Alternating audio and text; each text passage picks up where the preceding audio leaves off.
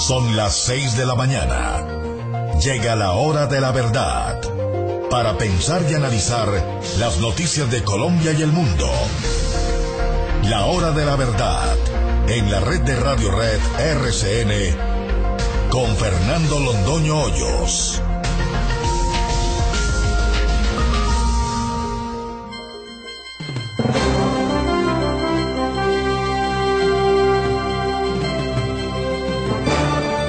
Muy buenos días, son las 6 de la mañana de este viernes 15 de abril de 2016.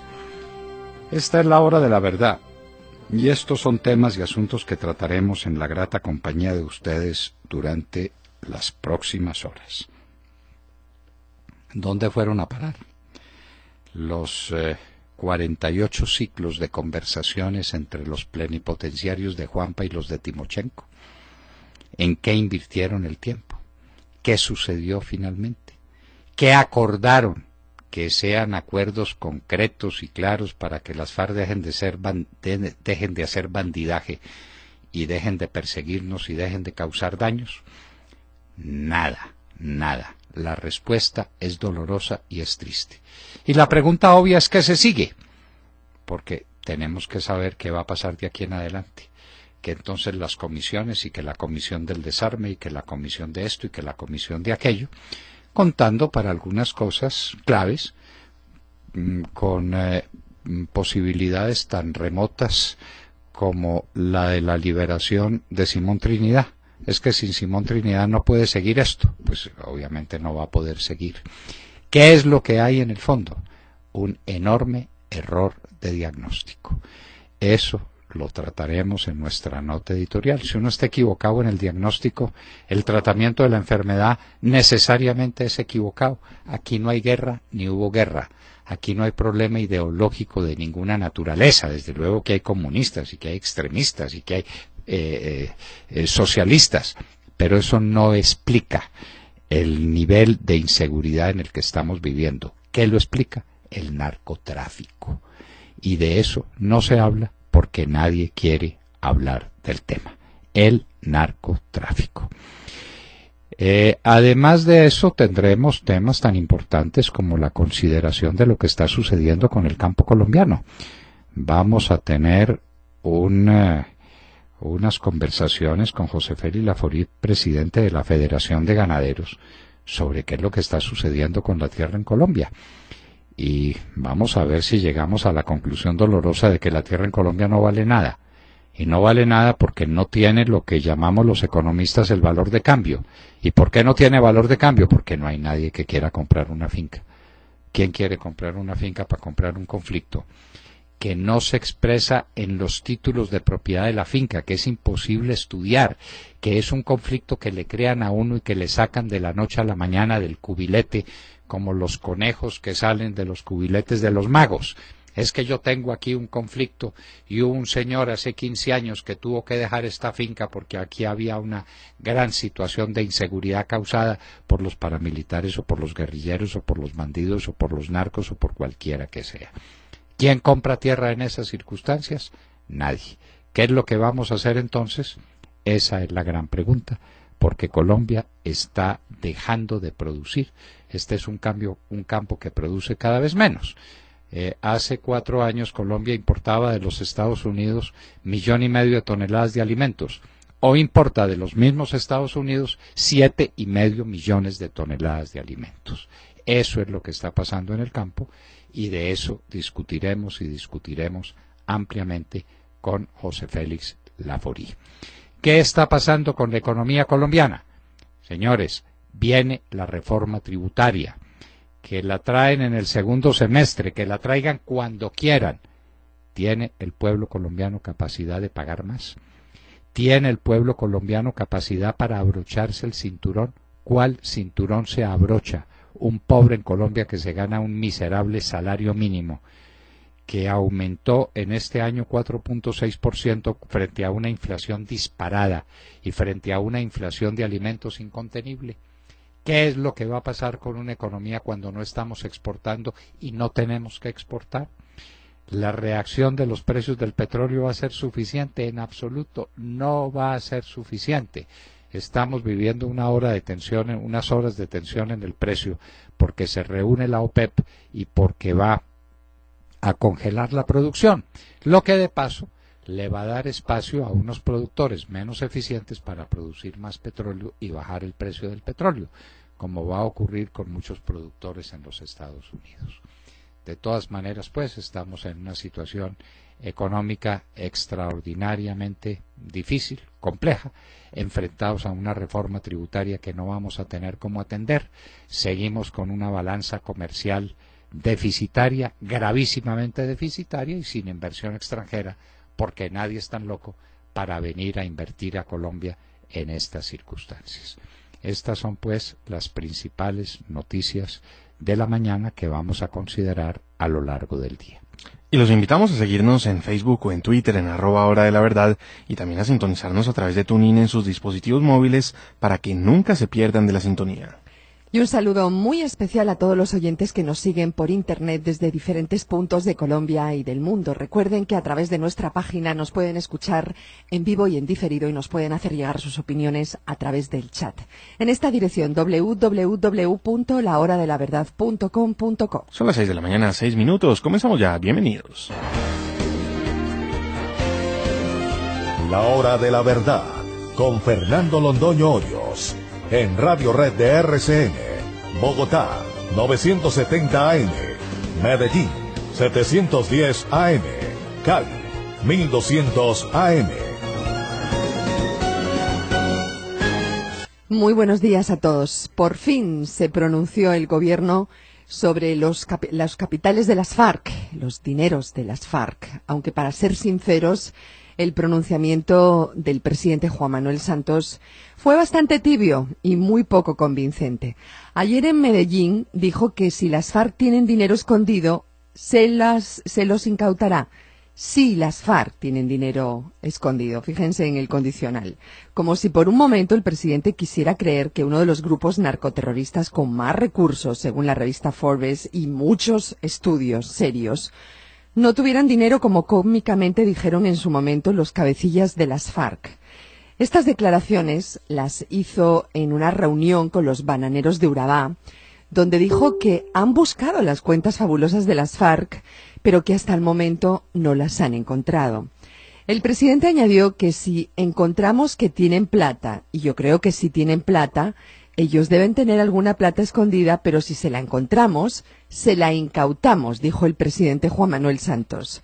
Al parecer, estas declaraciones del presidente se dieron cuando investigadores, expertos y docentes de la Universidad de EAFIT y empresarios de Antioquia mencionaron el tema.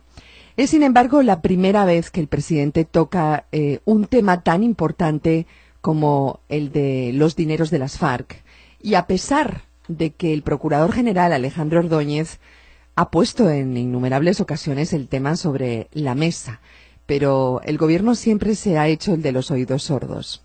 ¿Por qué el presidente siembra la duda de si las FARC tienen o no dinero escondido, cuando dice si la tienen, ¿no?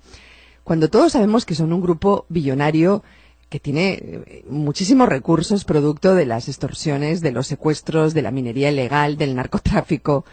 ¿Cree el presidente Juan Manuel Santos que con estas declaraciones tibias se queda tranquilo el pueblo colombiano?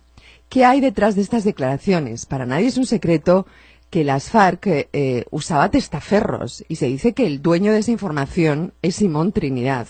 ¿Será que por eso quieren su excarcelación a como dé lugar? ¿Ustedes qué creen? William Calderón, ¿cuál es nuestro tema del día? Doctor Londoño, buenos días. Buenos días, Colombia. Gracias por invitarnos a sus hogares y a sus vehículos. Hoy es viernes 15 de abril del año 16. Ni a los narcoterroristas de las FARC, camaradas del presidente bolivariano alias Juanpa, como le gusta que le digan a él, se les había ocurrido lo manifestado por el ministro de Defensa Luis Carlos Villegas, cuando sostuvo su propuesta de regular el contenido de las redes sociales. Y esto lo tienen como epicentro de críticas. Lo dijo para evitar la promoción de las marchas, protestas, crímenes a policías, pero a Villegas se le vino el mundo encima. Hoy es protagonista de una polémica en redes sociales por promover que se regule su contenido y hasta se castigue a quienes les den mal uso. El ministro Villegas, más conocido como el Sargento García, desde un debate sobre el Estado y la Nación, organizado por la Universidad del Rosario, puso sobre el mantel la propuesta, abro comillas, hay necesidad de que este país abra un gran debate mundial sobre redes sociales. En una ceremonia de ascensos de las Fuerzas Armadas, Luis Carlos Villegas sacó nuevamente a bailar su propuesta. Abro comillas, las redes sociales son un valioso canal de comunicación, pero no pueden ser un arma de terror ni instrumento de crimen organizado para amedrentar poblaciones. Tenemos que defender la libertad en las redes sociales, castigando y persiguiendo a quienes usan esas redes sociales para someternos. Las reacciones se vinieron de inmediato. Diego Santos, director de información de Twitter en Colombia, dijo en su red social... Y sobrino del presidente, además, ¿no? Además. Regular las redes sociales es como salir a regular las conversaciones que se pasan en la calle. Libertad de expresión, la libertad de expresión no se puede regular. Y para terminar, la FLIP resume que la propuesta de Villegas, abro comillas, es desproporcionada y va en contra de los ideales democráticos. Señores, esto está muy caliente porque vamos a estar peor que en la China y que en Cuba. Sí, y parecidos a Venezuela, William. El tema en las redes sociales, por supuesto, que ha causado muchísima molestia, pero fuera de las redes sociales también ha trascendido con pronunciamientos como los que usted comenta. Y es que, pues, nos vamos pareciendo, en verdad, a Venezuela, a Cuba, a Corea del Norte incluso, con estas propuestas que trae el ministro de la Defensa frente a la regulación de las redes sociales. Así pues que la pregunta que queda, William, es si nos estamos viendo abocados a una censura y sin lo que nos están anunciando es la peor. Nos están anunciando ya una censura. Sergio, es la peor. Pero yo creo que es imposible definitivamente intentar controlar las redes sociales, que además en Colombia tienen un lugar muy importante. Yo les contaba el otro día que en la última encuesta de Jan Haas aparecían los noticieros de televisión como los que más ve la gente, pero le siguen las redes sociales. La gente utiliza las redes sociales y ahí entra todo, YouTube, Facebook, Twitter, entra absolutamente todo como manera de expresión y de información.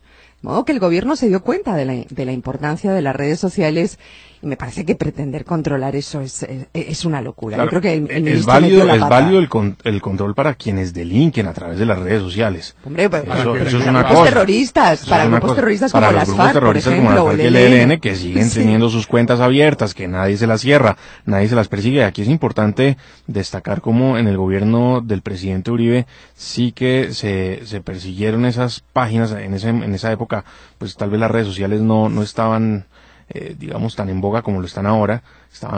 Twitter estaba comenzando, pero lo cierto es que las páginas de internet de esas organizaciones terroristas pues fueron cerradas y siempre que las intentaban abrir de nuevo el gobierno las mandaba a cerrar, pero pues ahora pues hemos visto una flexibilidad increíble frente a las cuentas de esos terroristas que muchos de ellos además están trinando muy tranquilamente desde La Habana con internet que les pagamos nosotros. Y miren estas cifras tan curiosas. Buenos días a los oyentes y buenos días a los compañeros de la mesa. Y es que Colombia es uno de los países con más usuarios en redes sociales en la región. En Facebook, Colombia ocupa el lugar número 14 a nivel mundial con más de 15 millones de usuarios. Y Bogotá es la 9ª ciudad del mundo con una cifra cercana a los 6.5 millones. Y en el caso de Twitter, 6 millones de colombianos usan este popular servicio. Así que para el gobierno va a ser bastante difícil si quiere censurar estos medios. Pues Aquí, perdóname, aquí ha habido de todo. Esta semana que me acaban de llamar a decirme que al señor Gardiazabal, un periodista muy conocido en Colombia, mejor dicho, le castraron su manera de comunicar sus columnas porque metieron la mano, entonces lo frenaron. Yo me imagino, por ejemplo, a Luis Fidel Moreno, que tuitea a diario con las manos amarraditas, y todo el mundo en esas condiciones. La cosa está... Sí, la cosa está muy complicada y hay bastante preocupación frente a la libertad de expresión de los colombianos, esto tras esas declaraciones del ministro de la Defensa. Ángel Henao, ¿qué está pasando en el mundo de las relaciones internacionales? Pues doctor Londoño, otra vez muy buenos días y muy buenos días para todos los oyentes. Lastimosamente, las noticias internacionales nos llegan por dos actores terroristas que están convirtiéndose en la nueva amenaza para la seguridad internacional en el mundo. Les cuento que Boko Haram, ese grupo terrorista, difundió una prueba de vida de las niñas de Chibok 2 años después de su secuestro. Recordemos que durante la noche del 14 de abril de hace 2 años, 276 adolescentes fueron secuestradas de una escuela de ideología cristiana en la aldea de Chibok, que queda al norte de Nigeria. 57 afortunadamente pudieron escapar esa misma noche cuando estaban siendo trasladadas a la zona forestal de Sambisa. Otras lo lograron hacer más tarde y pudieron relatar su horrible experiencia. Esta fue una noticia que conmovió al mundo. Y lo triste y lo preocupante es que el principal objetivo del secuestro era tener esclavas sexuales para los terroristas. Y se cree que el video fue publicado recientemente, pero que fue entregado al gobierno de Nigeria desde el 25 de diciembre del 2015 y fue enviado al parecer por este grupo terrorista para generar presión en el gobierno. Pues ahora el gobierno nigeriano ha decidido mostrarlo a varias de las familias para darles algo de esperanza sobre el estado de sus hijas. La situación de estas familias es bastante difícil, ustedes entenderán, 2 años sin saber el paradero ni el estado de sus pequeñas. Y además, por otro lado, tenemos al Estado Islámico, que también está haciendo de las suyas. Los servicios de inteligencia de Brasil confirmaron la autenticidad de una amenaza terrorista contra el país hecha a través de Twitter por un integrante del Estado Islámico. La amenaza fue hecha en la red social por el francés Maxime Huchard, quien al parecer es integrante del Estado Islámico y la fuente del mensaje, y ya esto fue confirmado por la agencia brasilera de inteligencia. El mensaje en redes sociales decía: Brasil, ustedes son nuestro próximo blanco. Y bueno, así como para sacarle algo curioso a esta noticia, es que lo último que le faltaba a la presidenta Dilma Rousseff es que Brasil ahora estuviera en la mira de los terroristas. Pues es lo único que le falta a Brasil en esta tormenta perfecta por la que atraviesa. Súmele la crisis política que tiene a Dilma Rousseff a puertas de pues quedarse sin su mandato, el tema del Zika, el tema de la contaminación de la bahía en Río de Janeiro, pues yo creo que están todos los ingredientes de la tormenta. No. La negra noche para los Juegos para Olímpicos, Brasil. Sí. Los Juegos que ya están amenazados, están siendo amenazados. ¿Y de qué manera? No hay presupuesto y miren, la presidenta está bastante desesperada tratando de mantenerse en su cargo. Incluso el día de ayer acudió ante la Corte Suprema de Justicia de su país con el fin de solicitarle que suspenda la votación de la Cámara Baja del Congreso. Sí. Recordemos que esa votación se dará este domingo y este domingo podremos saber si se hace efectivo el impeachment o no. Pues este domingo tendremos los ojos puestos en Brasil sin lugar a dudas y los meses que vienen. Lo que sí hay que destacar y es realmente lamentable es que se nos mete este terrorismo del Estado Islámico que a veces vemos como tan lejano, ¿no? Lo vemos pues obviamente afectando Oriente Medio, lo vemos afectando Europa, pero no nos imaginábamos que ya empezara a afectar nuestra región y que se nos metiera en América Latina. Hemos visto cómo algunas de nuestras fronteras, incluso las de Colombia, han sido utilizadas por presuntos terroristas del Estado Islámico para atravesar el mundo, buscando llegar a Estados Unidos, a Europa, pero ahora ver que hay una amenaza real en contra de uno de los países de nuestra región, y esto, pues a propósito de los Olímpicos, resulta verdaderamente preocupante, porque ya una vez el mundo tuvo que ver con horror sangre en unos Juegos Olímpicos, y es algo que nunca más queremos volver a ver. Recordarán ustedes los Olímpicos de Múnich. Sergio Gel, adelante con su noticia. Pues sí, doctor Londoño, ahora pasemos al tema económico, porque llegan datos de la Superintendencia Financiera que presentó el informe de actualidad del sistema financiero colombiano, esto con corte al mes de enero, y vemos cómo hay una contracción en algunas de las cifras que presenta la Superintendencia Financiera, que además revela una cifra muy interesante que hay que tener en cuenta, y es la cartera bruta de los establecimientos de crédito, que alcanzó los 384.4 billones de pesos. Sigue creciendo, crece a un ritmo del 6.5%, es un crecimiento menor al registrado en los años anteriores, y los activos del sistema financiero alcanzaron los 1.264 billones de pesos, mientras que los activos de los establecimientos de crédito alcanzaron los 552.3 billones de pesos, lo que significa un aumento de 1.9 billones de pesos con respecto al mes de diciembre.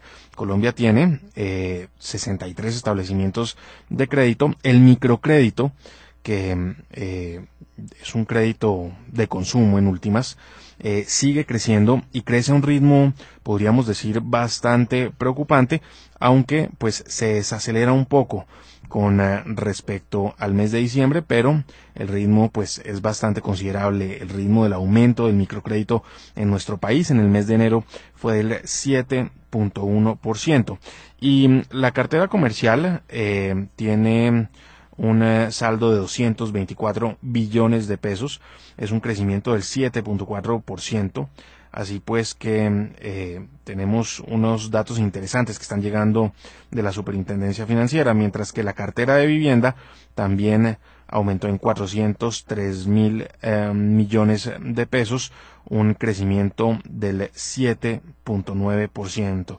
Así pues, doctor Londoño y compañeros, que llegan esas cifras de la Superintendencia Financiera, cifras con las que le tomamos el pulso a la economía colombiana, y llegan otras cifras también que no podemos dejar de lado, y son las cifras de la DANE con respecto al comportamiento de la industria.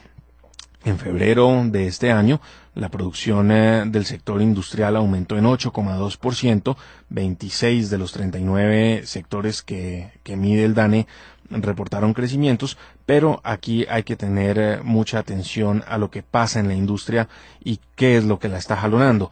En realidad lo que la está jalonando es el tema de Reficar, porque la refinación de petróleo tuvo un aumento del 21.7%, que esto contribuye de manera significativa a esta cifra que estamos viendo. Ya si le quitáramos esa cifra de la refinación de petróleo y de la entrada de funcionamiento de Reficar, las cosas cambiarían bastante, aunque también hay una cifra bastante interesante, y es el aumento en la producción de bebidas en el país, que también registró una alza del 21.1%.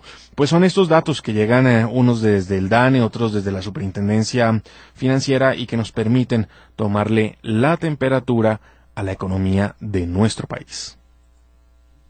Preocupante el dato de los microcréditos, ¿no, Sergio? Porque eso significa que la gente se está quedando sin circulante, sin Sí, la gente se está endeudando, la gente lo que hace es endeudarse para seguir pagando el día a día, pues un crecimiento del 7.1% en el microcrédito, pues yo creo que refleja eso, y esto es hablando de cifras directamente del sector financiero. Esto no considera las cifras del famoso gota a gota y de todos estos préstamos informales que también pues son muy recurrentes para los colombianos. Ahora que habla usted del gota a gota, los Montepíos están de plácemes porque la gente llega con su televisorcito, con su plancha, con su neverita, con su hornito microondas, como dijimos en el eje cafetero, allá en Caldas, en Quindío, en Risaralda,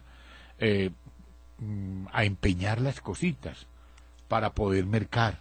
Sí, la gente se está endeudando. No, la cosa aquí no está tan fácil, y que no nos vengan a seguir metiendo mentiras como las que diariamente nos quieren clavar desde el alto gobierno. Sí, pero bueno, la gente no se traga las mentiras, eso lo vemos en todas las encuestas. Hay que ver los niveles de desfavorabilidad que tiene el presidente y su gobierno. Por cierto, hablando de mentiras, les quiero decir que en el chat los oyentes opinan sobre el tema famoso de las redes, William, que usted mencionaba.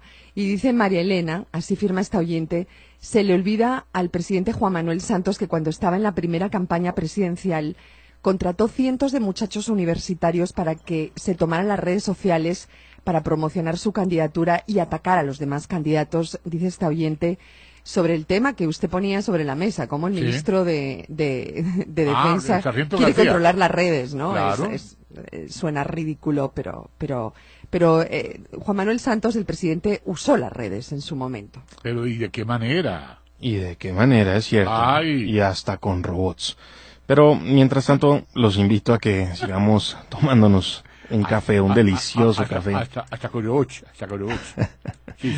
Sigamos tomándonos un delicioso café de Baco Café Express. Recuerden que pueden pedir su Baco Café Express desde cualquier lugar del país a través de www.bacocafe.co o, muy fácil también, en el teléfono de Medellín con el indicativo 4 y el número 444-1877. Con Baco Café Express estamos saludando esta mañana de viernes. Son las 6 de la mañana, 29 minutos.